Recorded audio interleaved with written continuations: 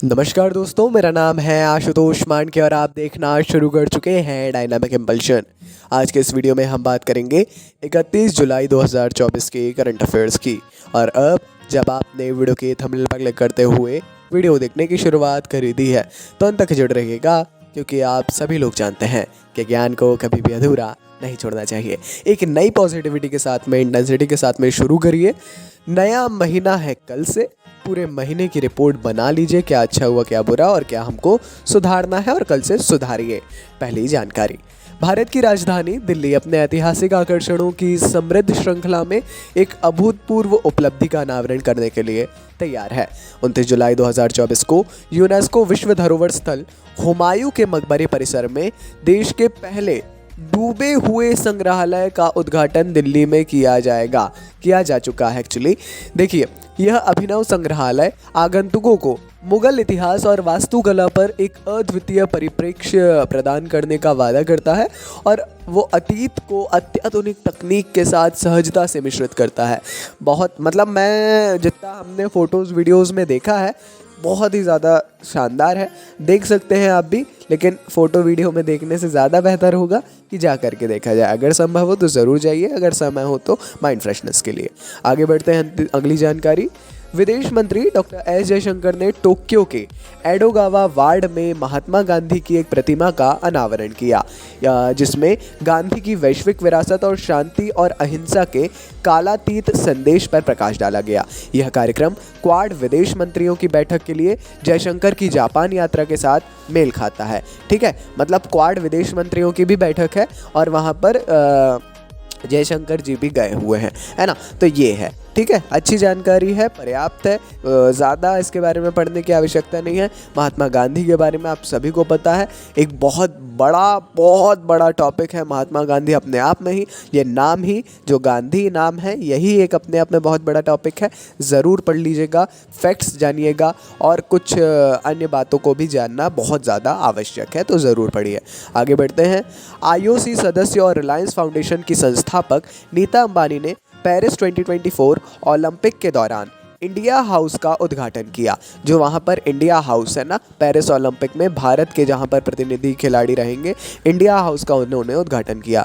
यह ओलंपिक में भारत का पहला कंट्री हाउस है। ओलंपिक में भारत का पहला कंट्री हाउस, ऐसे कंट्रीज़ के डिफरेंट हाउसेस होते हैं, जो भारत की ओलंपिक यात्रा में एक महत्वपूर्ण मील का पत्थर है। अपने भाषण में अंबानी ने इस अवसर को भारत की ओलंपिक महत्वाकांक्षाओं के प्रतिनिधित्व के रूप में मनाया और भविष्य में भारत द्वारा खेलों की मेज़बानी करने की आशा व्यक्त की।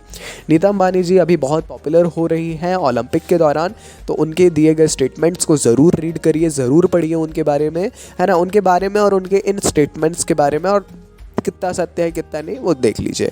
चलिए, भारतीय नौसेना का अग्रणी युद्धपोत INS तंवर 328वें रूसी नौसेना दिवस समारोह में भाग लेने के लिए सेंट पीटर्सबर्ग पहुंचा है। देखिए, रूसी नौसेना दिवस है, वो भी 328वां, आप समझ सकते हैं। हालांकि यह तो आप सभी को इतिहास अधिकतर लोगों को पता ही होगा, एक बेसिक इतिहास है, अगर NCERT आपने पढ़ी होगी तो, है ना। पश्चिमी नौसेना कमान के तहत मुंबई में स्थित भारतीय नौसेना के पश्चिमी बेड़े का हिस्सा जहाज का रूसी संघ नौसेना जो यह है, इसके द्वारा गर्मजोशी से स्वागत किया गया।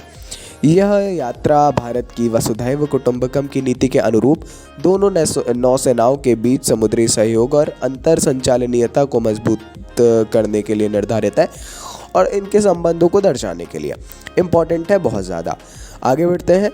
प्रधानमंत्री श्री नरेंद्र मोदी ने 28 जुलाई को नीति आयोग की 9वीं गवर्निंग काउंसिल की बैठक की अध्यक्षता की। बैठक राष्ट्रपति भवन सांस्कृतिक केंद्र नई दिल्ली में आयोजित की गई, है ना। किसने अध्यक्षता की है? नरेंद्र मोदी जी ने, प्रधानमंत्री जी ने, है ना। कहाँ पर? तो नीति आयोग की, ये 9वीं नीति आयोग की बैठक थी, गवर्निंग काउंसिल की, है ना, 9वां संस्करण था। इसमें जो है 20 राज्यों और 6 केंद्र शासित प्रदेशों के प्रतिनिधित्व करने उनके मुख्यमंत्री, उपराज्यपाल, है ना, इन्होंने भाग लिया। कुछ उप मुख्यमंत्री भी इसमें शामिल हुए। ज़रूर देखिएगा, फ़ोटोज़ वगैरह देखेंगे। अगर ट्विटर पे अगर एक्टिव नहीं है तो मैं पर्सनली सजेस्ट करूँगा, पढ़िए मत, किसी कंट्रोवर्सी में नहीं, कमेंट वगैरह मत करिए भले ही, लेकिन पोस्ट को देखना ज़रूर शुरू करिए, वो एनहांस करता है आपके तैयारी को। आगे बढ़ते हैं। ऑस्ट्रेलिया, भारत, जापान और संयुक्त राज्य अमेरिका के विदेश मंत्रियों ने 29 जुलाई को कहा वे दक्षिण चीन सागर में डराने वाले और खतरनाक युद्धाभ्यास के बारे में गंभीर रूप से चिंतित हैं और उन्होंने क्षेत्र में समुद्री सुरक्षा को मजबूत करने का वचन दिया। इन तीनों ही देश के संबंध कहीं ना कहीं चीन से उतने सही, इन चारों के ही कहीं ना कहीं उतने सही नहीं है ना, इसीलिए ऐसे बयान आए।